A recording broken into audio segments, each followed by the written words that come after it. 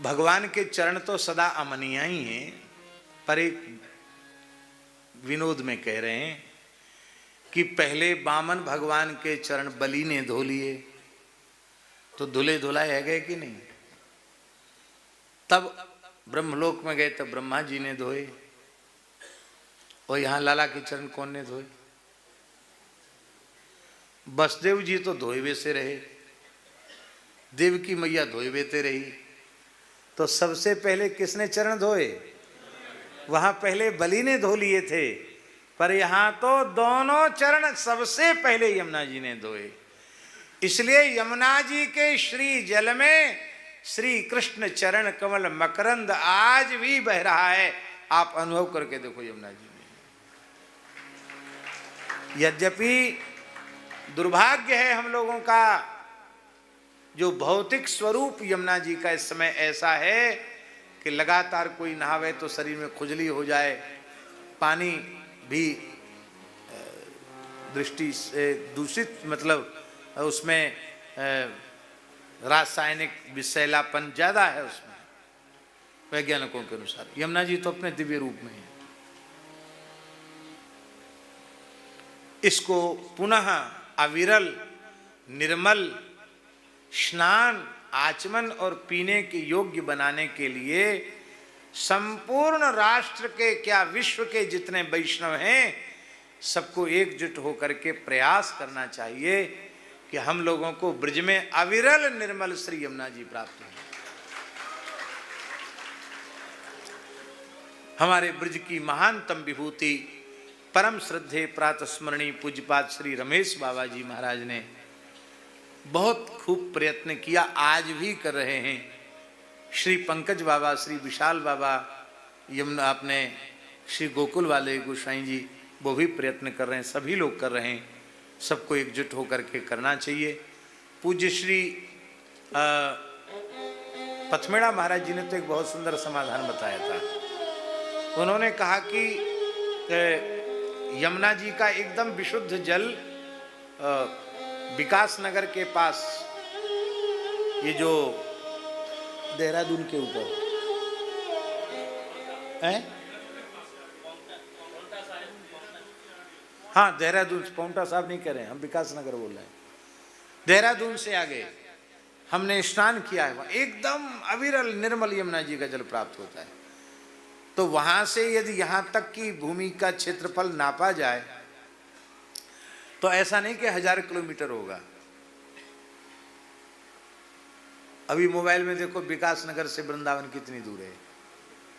देखो अब तो सबके हाथ में दुनिया, सबकी मुट्ठी में है। हाँ बताओ, अभी दिखाओ, खूब देख के बताओ।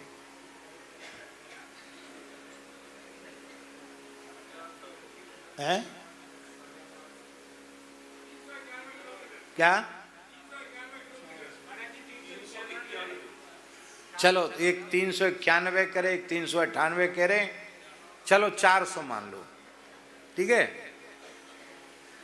तो इतने बड़े बड़े जल की समस्या के समाधान के लिए चंबल और नर्मदा के कितने बड़े बड़े जल प्रवाह, उनको इतने बड़े बड़े भूगर्भ में लेकर के जा रहे हैं कि महाराज 10-10, 12-12 फुट का जिनका वृत्त है लंबा चौड़ा, इतने बड़े वेग से वहां नर्मदा जी और गंगा जी जा रही है। ऐसे हैं कि नहीं, बम्बों में जा रही हैं भूगर्भ के भीतर। तो क्या एक इस प्रकार से विशाल धारा विकास नगर में जल को रोक करके सीधे यमुना जी की जलधारा क्या धरती के भीतर भीतर ला करके ब्रज में नहीं आ सकती है क्या?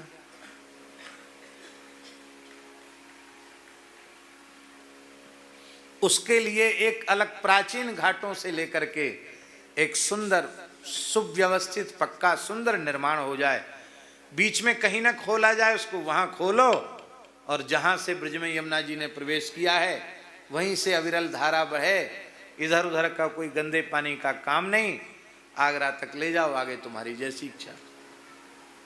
ठीक है, ये कितना अच्छा समाधान है।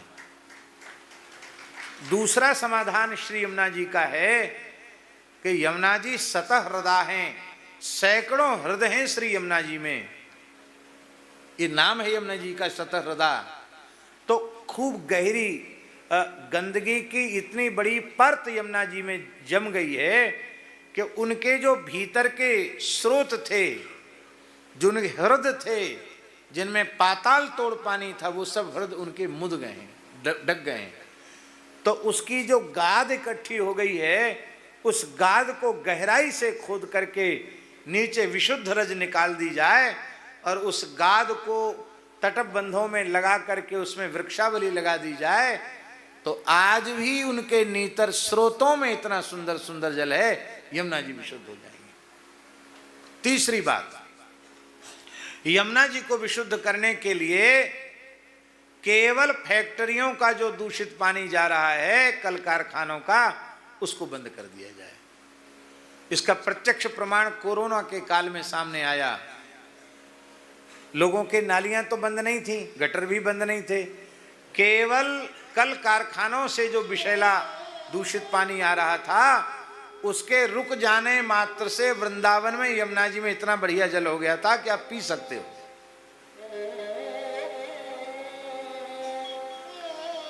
यमुना गंगा जी की शुद्धि के लिए सरकारें विभाग बनाती हैं, हजारों करोड़ रुपए आवंटित करती हैं, पर गंदगी जिस कारण से हो रही उस कारण पर रोक नहीं लगाती है।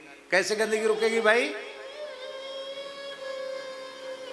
इसलिए यमुना जी के अविरल निर्मल स्वरूप के लिए सबको मिलकर के प्रयास करना चाहिए। आज गोचर की बड़ी भारी समस्या है और पवित्र नदियों का तटबंध हरित करके, हरा भरा करके, और उसको यदि विकसित किया जाए तो करोड़ों की संख्या में गोवंश केवल नदियों के तटबंधों में विचरण करके अपना प्राकृतिक रूप से आहार ग्रहण कर सकता है। लेकिन सब बड़े बड़े नगर बस गए, गांव बस गए, गंदगी सब नदियों में जा रही है।